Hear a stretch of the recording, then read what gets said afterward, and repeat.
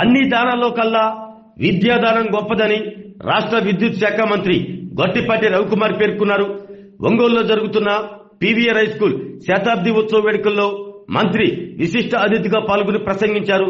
తరాలు మారినా యుగాలు మారినా విద్యను మించింది మరొకటి లేదన్నారు. భోజనం పెడితే ఒక్క పూట సంతృప్తి పరచవచ్చునని, అదే విద్య నేర్చుకుంటే తనతో పాటు 10 మందిని బతికించే స్థాయి ఉంటుందన్నారు. ఒంగోలులోని పీవీఆర్ హై స్కూల్ 100 ఏళ్లు పూర్తి చేసుకోవడం పట్ల ఆయన సంతోషం వ్యక్తం చేశారు.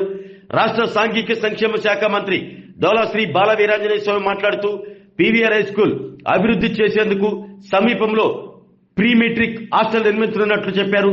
తూర్పుపాలెంలో ఉన్న హాస్టల్ను 3.7 కోట్లతో నిర్మించేందుకు ఒంగోలు శాసనసభ్యులు దామచల జనార్దన్ రావు సహకారంతో నిర్మించనున్నట్లు తెలిపారు. ఒంగోలు శాసనసభ్యులు దామచల జనార్దన్ రావు మాట్లాడుతూ పీవీఆర్ హై స్కూల్లో చదువుకున్న వారిలో అనేక మంది గొప్ప స్థాయిలో ఉన్నారు అన్నారు. అందరూ ఒక్కసారి కలుసుకునే విధంగా 100 ఏళ్ల ఉత్సవాలు జరుపుకోవటం చాలా సంతోషంగా ఉంది అన్నారు. పీవీఆర్ హై స్కూల్ అభివృద్ధికి తన సంపూర్ణ సహకారం అందిస్తానంటూ హామీ ఇచ్చారు. సంతనూతలపాటి శాసనసభ్యులు బిఎన్ విజయ్ కుమార్ మాట్లాడుతూ విద్య ద్వారానే సామాజిక న్యాయం సాధ్యమవుతుందన్నారు. రాష్ట్ర విద్యాశాఖ మంత్రి నారా లోకేష్ ప్రభుత్వ పాఠశాలల్లో పూర్తి స్థాయిలో మౌలిక వసతులు కల్పిస్తున్న విషయాన్ని ఆయన గుర్తు చేశారు. ఈ కార్యక్రమంలో పూర్వ విద్యార్థి అయిన retired DGP Nanduri Sambasivarao, PDCC bank chairman doctor Kamaipalli Seetharamaiah, UDA chairman Sheikh Riyaz, Ongole నగరపాలక సంస్థ కమిషనర్ వెంకటేశ్వరరావు తదితరులు పాల్గొన్నారు. తరాలు మారినా యుగాలు మారినా విద్యను మించింది లేదన్నమాట. ఏదైతే భోజనం అయితే ఒక పూట పెడితే సంతృప్తి పరుస్తాం, కానీ విద్యను ఇస్తే వాడు బతకడంతో పాటు 10 మందిని బతికించగలిగిన గొప్పది ఏదైనా ఉందంటే ఈ సమాజంలో, ఈ ప్రపంచంలో ఒక్క విద్యకు మాత్రమే చెల్లిదని చెప్పడంలో ఏమాత్రం కూడా సందేహం లేదు. అలాంటి పీవీఆర్ స్కూలు ఇవాళ శతదినోత్సవంలో నన్ను కూడా పాల్గొనే అవకాశం కల్పించినందుకు మీ అందరూ కూడా పేరు పేరున ధన్యవాదాలు తెలియజేసుకుంటూ, అట్లనే పెద్దలు ఆ రోజు 1925లో దాదాపు 5 ఎకరాల 95 సెంట్లు పిసుపాటి వెంకట రంగయ్య గారు, వెంకటయ్య శర్మ గారు స్థాపించారన్నమాట.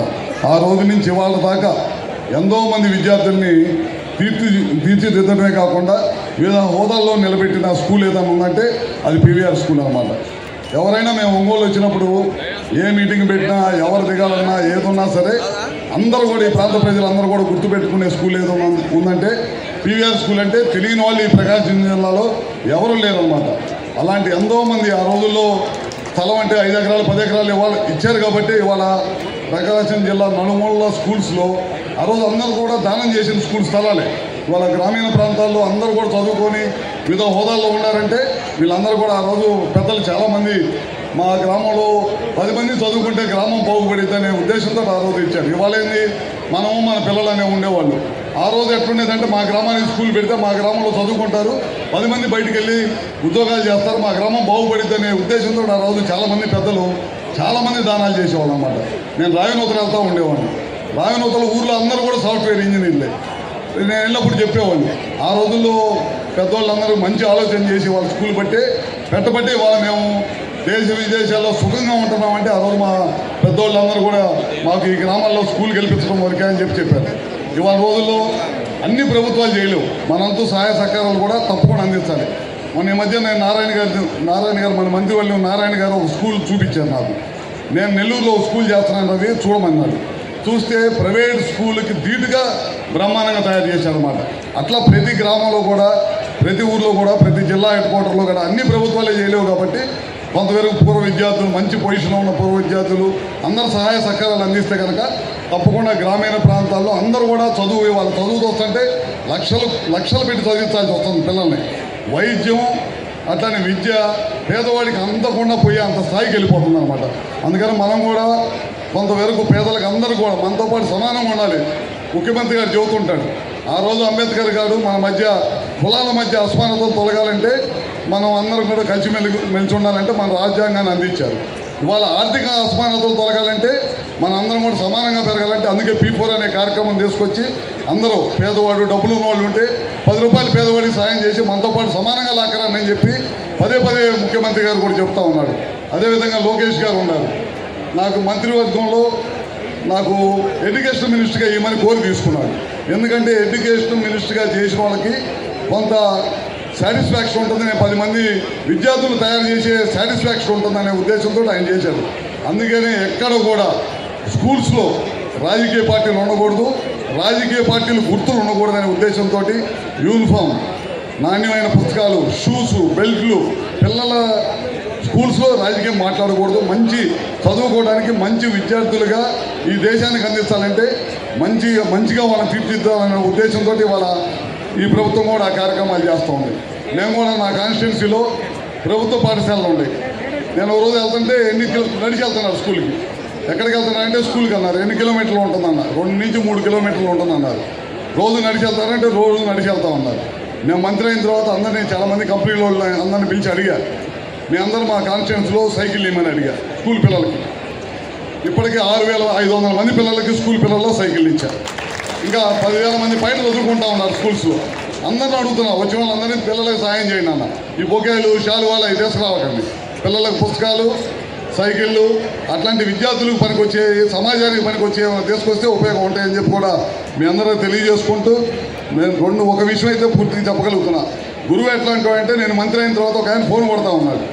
ఫోన్ కొడుతుంటే ఏంది 4 సార్లు కొట్టాడు. మీటింగ్లో నుంచి లేచి వెళ్ళి బయటికి ఏందన్నా, అరే రవి ఎట్టున్నావురా అన్నాడు. ఎవరో నాకు అర్థం కదా.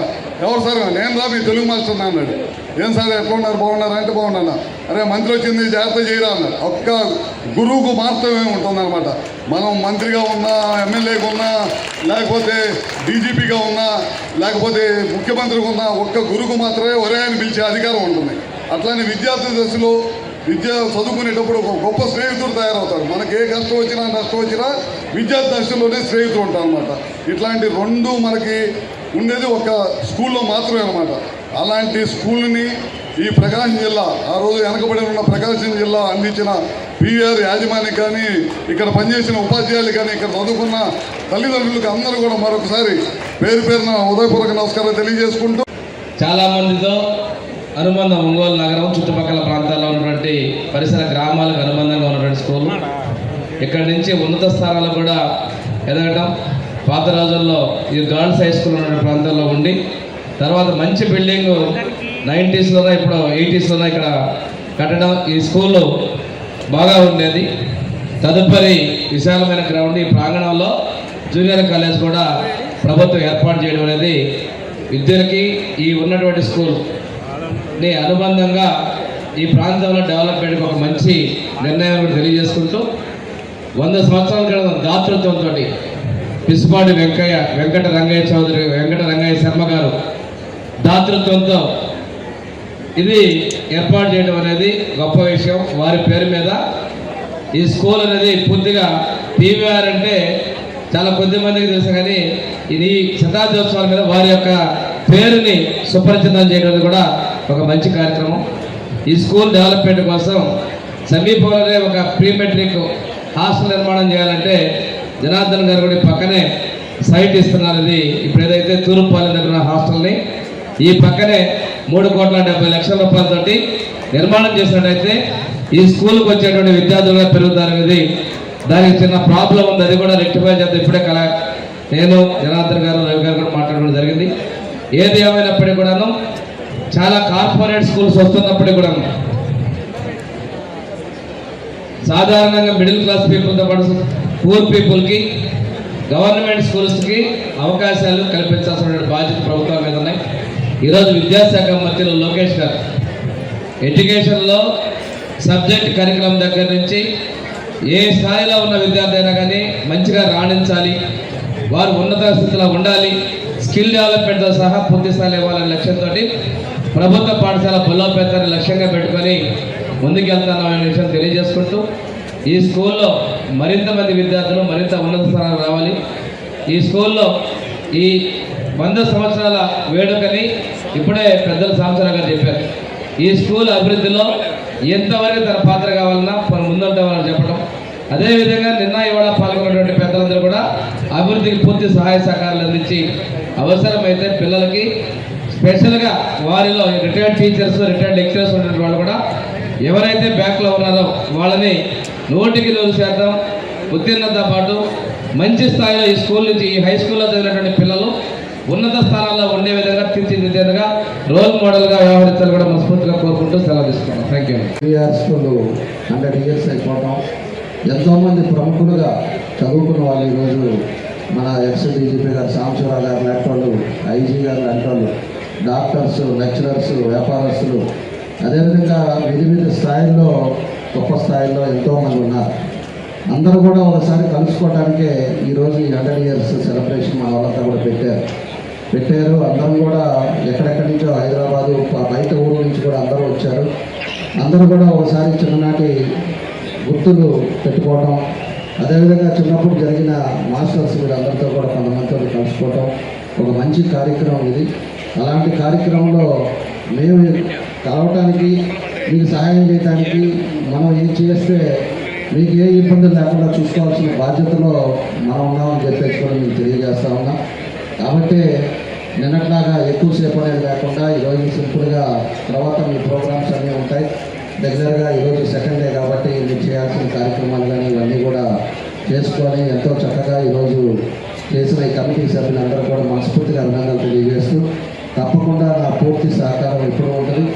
ఏ అవసరం ఉన్నా కూడా కమిటీ సభ్యులు కానీ ఎవరు ఏం చెప్పినా కూడా ముందుండి తప్పకుండా దానికి ఏ ఇబ్బంది లేకుండా చూసే బాధ్యతగా చేస్తానని చెప్పి కూడా మీకు ఈ సందర్భంగా నేను తెలియజేస్తూ, ఈరోజు మన ప్రతి ఒక్కరికి వచ్చిన అందరం కూడా మనస్ఫూర్తిగా, బయట ఊరి నుంచి వచ్చిన అందరూ కూడా మనస్ఫూర్తిగా పేరున నా అభినందనలు, నమస్కారాలు తెలియజేస్తూ సెలవు తీసుకుంటాను. అంటే ఎవరికి తెలివి ఉండాలో, ఎవరు చదువుకున్న వాళ్ళు పైకి వచ్చారు.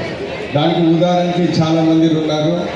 ఇక్కడ ఈ స్కూల్లో ఎంతోమంది మామూలు వ్యక్తులు ఎంతో మంచి ప్రొఫెషన్స్లో మంచిగా చదువుకున్నా ఉన్నారు. దానికి ప్రత్యేకంగా మన ఫార్మర్ డీజీపీ గారు సాంబశివరావు గారు ఉన్నారు. సో నేను ఈరోజు ఈ సందర్భంగా తెలియజేసేది ఏంటిదంటే, ఆ రోజులలో గవర్నమెంట్ స్కూల్స్లో చదువుకొని ఎంతోమంది ఎన్నెన్నో మంచి పొజిషన్లోకి వచ్చారు.